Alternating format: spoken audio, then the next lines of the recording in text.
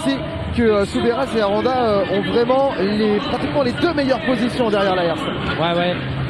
Explication franco-américaine dans cette dernière finale de cette 30e édition du Supercross de Paris-Bercy.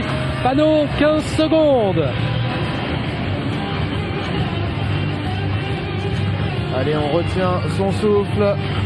La Monster Girl nous propose 5 secondes maintenant. Le dernier départ de ce Bercy dans quelques instants. La grande finale avec une bonne sortie de grille de Tomac et de Weimer qui vont sur un bon départ. Breton est là aussi et Soubeyras qui va essayer de s'infiltrer à l'intérieur. Les trois pilotes américains en 3 premières places et Soubeyras quatrième. Et c'est Aranda qui s'est fait enfermer complètement dans le peloton. Là, c'est dommage. Alors que Soubeyras est un petit peu mieux. Whelan qui a raté son départ, Cyril Coulon qui est là en embuscade, mais c'est Weimer qui est deuxième derrière Eli Tomac. Et elle est importante cette explication entre ces deux pilotes puisque elle peut s'avérer déterminante pour le titre de King of Bercy. Petite chute de Nicolas Aubin dans les coursives. Premier français, Cédric Soubeyras devant Fabien Isoire, Christophe Martin, Cyril Coulon. Alors que le trio de tête est 100% américain, Eli Tomac en tête devant Jake Weimer et Justin Breton. Accrochage à la fin des whoops entre deux pilotes. Et Greg Aranda qui est tombé. Loïc Rombaud et Greg Aranda qui se sont accrochés malheureusement. On revit au ralenti le départ avec l'excellente sortie de grille d'Eli Tomac qui a bien en tête et qui pour le moment mène un train d'enfer. Derrière lui on retrouve Weimer, Breton et Cédric Soubeyras, le premier français. Dans les coursives, Eli Tomac possède déjà une avance assez intéressante. Et regardez, Soubeyras qui met la pression sur Justin Breton. Énorme performance du pilote Honda GI. Allez, dans les whoops, ça va toujours extrêmement vite. Petite faute de Soubeyras. Aranda qui repartit au ralenti, qui se fait prendre un tour ici par Tomac, par Weimer. Breton arrive, Soubeyras est là. Et derrière, explication entre Christophe Martin et Cyril Coulon.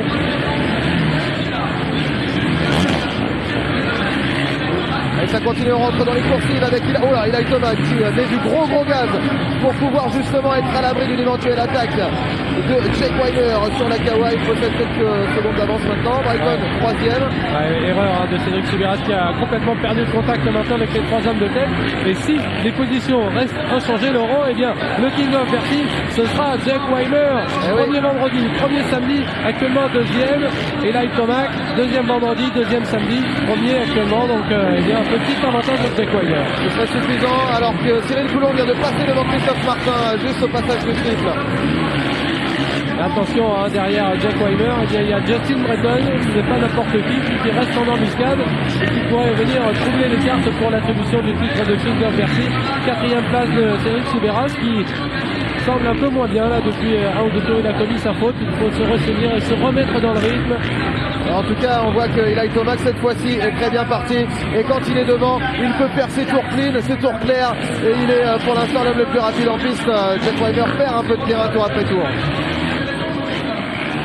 Allez, Tomac qui, mètre par mètre, est en train de grignoter son avance, de se ménager quelques mètres qui vont lui permettre de gérer la fin de course. Jake Weimer qui passe sur la ligne d'arrivée à son tour en seconde position, Breton. Et derrière, c'est serré avec Cédric Soubeyras, quatrième. Isoire qui vient de déborder Cyril Coulon. Allez, ça continue alors qu'il commence à y avoir un peu de poussière dans le Palais des Sports de Paris-Bercy.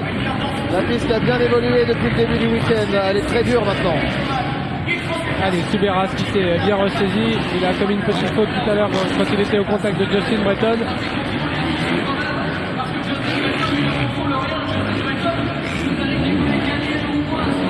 Mais attention tout de même, car derrière Soubeyras il y a du très lourd avec Fabien Isoire, Cyril Coulon. Ces trois hommes sont aux 3 premières places du classement provisoire du S6 Tour catégorie 450 et ils continuent de s'expliquer dans cette dernière finale ici à Bercy. Allez, on a vu Cédric Soubeyras à la réflexion de la bosse d'arrivée suivi par Fabien Isoire. Mais oh là, attention, il s'est fait une belle chaleur Soubeyras à l'entrée des coursives.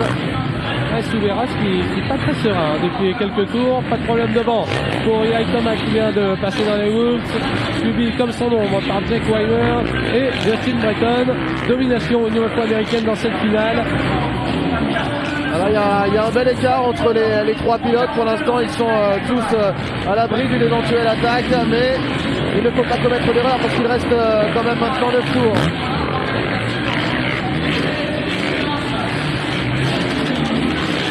Cyril Coulon, c'est l'image, il était en direct avec nous à l'antenne tout à l'heure. Il nous a dit que physiquement ça commençait à être difficile. Et il réalise quand même une belle finale. Actuellement 6ème. Derrière son pote Fabien Isoire. Et devant Isoire, eh bien, il y a Cédric Soubeyras. On a une explication américano-américaine devant pour les 3 premières places. Et puis ensuite on retrouve 3 tricolores. Soubeyras, Isoire, Coulon dans cet ordre. Imaginez qu'il y a encore une vingtaine d'années, il y avait 4 soirées à Bercy. Imaginez un petit peu le challenge à relever pour les pilotes qui ont décidé tous d'un commun accord d'en garder seulement 3. C'est vrai qu'il y a de plus en plus de poussière dans l'enceinte du POPB. C'est assez rare de voir de la poussière à Bercy. Une terre très très meuble les 2 premiers jours qui a considérablement séché. Et ça n'empêche pas les pilotes américains de dominer cette dernière finale avec cet homme, Jake Weimer, bien placé pour être le nouveau King of Bercy, succédé ainsi à Kyle Chisholm. Allez, Eli Tomac qui sort des Wolves, qui avale le triple. Weimer à son tour. Et Breton, et ensuite il y a un écart absolument énorme pour retrouver le pilote à la 4e position qui sort à peine des coursives. C'est un Français, c'est Cédric Soubeyras. Ouais, Cédric Soubeyras qui garde son rythme et qui tient à distance respectable Fabien Isoire. Les positions sont un peu figées dans cette finale alors qu'il reste encore 7 tours à couvrir. Et la déception évidemment c'est de ne pas voir Greg Aranda se battre pour les athlétiques puisqu'il est tombé en début de manche malheureusement alors qu'il avait été exceptionnel lors de la Super Bowl. Justin Breton, toujours 3ème avec son numéro 10, bien parti pour terminer également la 3e place de ce 30e Bercy.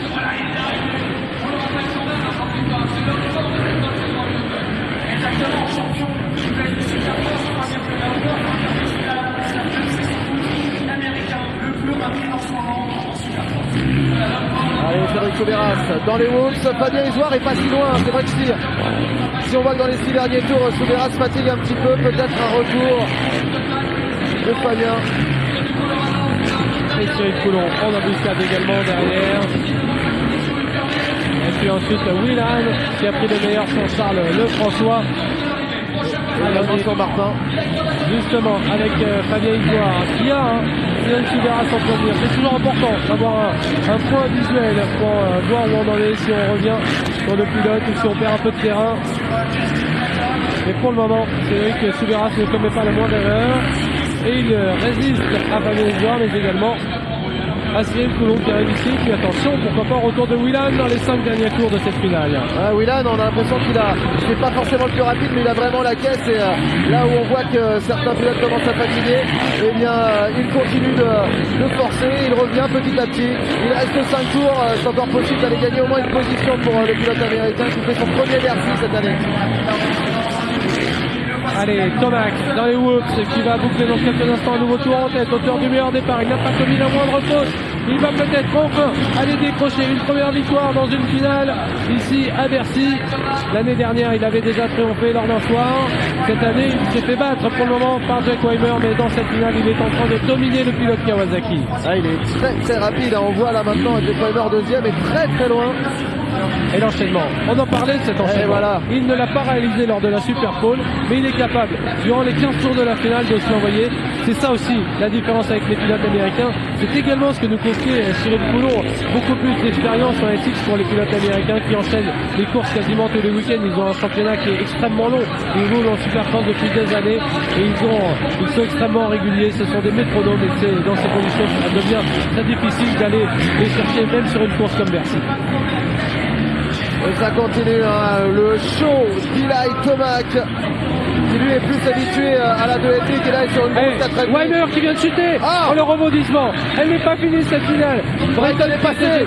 Ouais, et ça peut tout changer parce qu'au cumul des points, il serait ex-aequo avec Eli Tomac puisqu'on additionne les places pour obtenir le nombre de points et forcément celui qui a le moins de points s'impose. Avec 2 victoires, il avait 2 points Weimer. Avec cette 3e place, ça lui fera un total de 5 points. Et Tomac qui a fait 2e les 2 premiers jours, donc 4 points. Avec la victoire, 5 points. Et dans ces conditions-là, je pense que c'est Weimer qui s'imposerait au nombre de victoires. 2 victoires. Donc finalement, ça ne changerait peut-être pas la donne, mais comme quoi, rien n'est jamais terminé. D'autant que Weimer, tout ça, ses calculs, il n'est pas en train de les faire. Actuellement, il est en train de se dire, je viens de commettre l'erreur, il va falloir que j'aille rechercher Breton. Voilà qui va remettre un peu de piment justement parce que Weimer du coup il est en train de cravacher là pour revenir sur Breton, il est vraiment pas très loin. Deux tours, il va lui rester le dernier tour et je peux vous dire que lui les calculs il les a pas fait, c'est clair parce que là il n'est pas en train d'amuser le terrain, il se dit zut j'ai peut-être laissé échapper le titre de King of Bercy, il va falloir que j'aille chercher Breton devant. Et Breton ne lui fera pas la fleur de le laisser passer, ça vous pouvez en être sûr. Allez, ils rentrent justement les deux dans les coursives, on va s'intéresser à cette bagarre pour la deuxième position.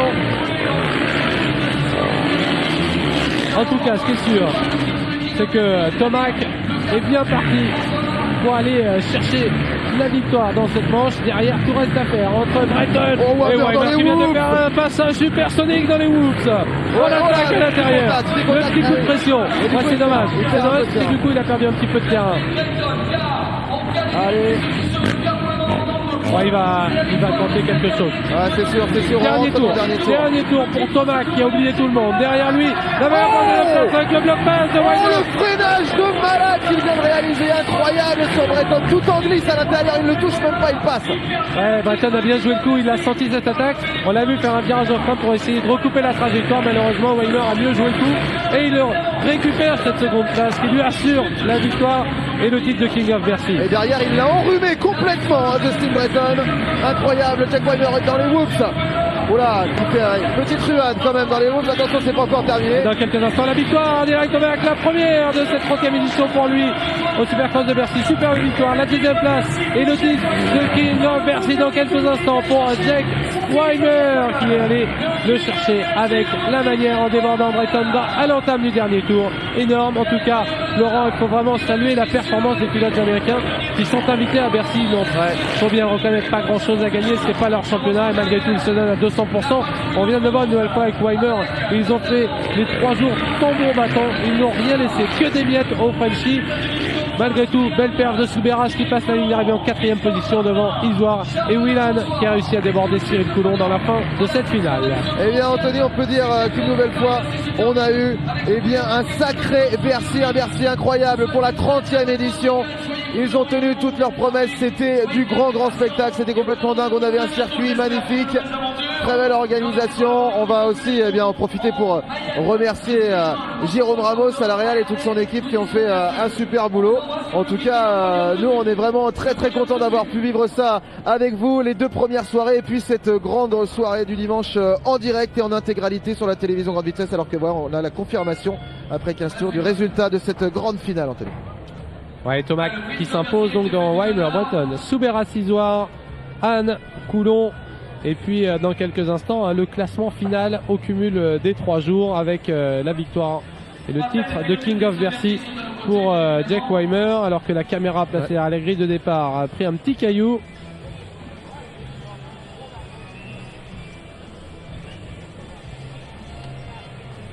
Alors que voilà, on va bientôt terminer. Là, on voit les plus belles images de cette grande finale où Eli Tomac a vraiment survolé les débats. Ouais, et puis derrière l'explication française entre Souberas, Isoire, Coulon, Christophe Martin, et puis cette passe d'armes ensuite entre Justin Breton et Jack Weimer.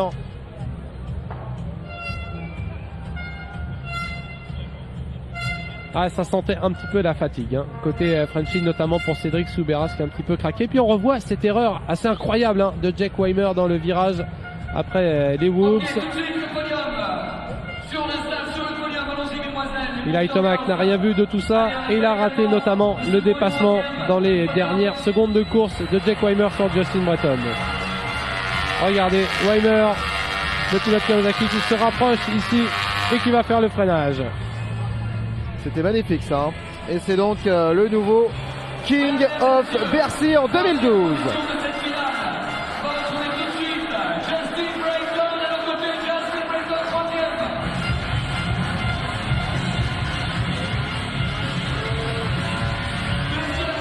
Allez, Justin Breton qui était King of Bercy ici même en 2009 devant James Stewart et qui termine 3e.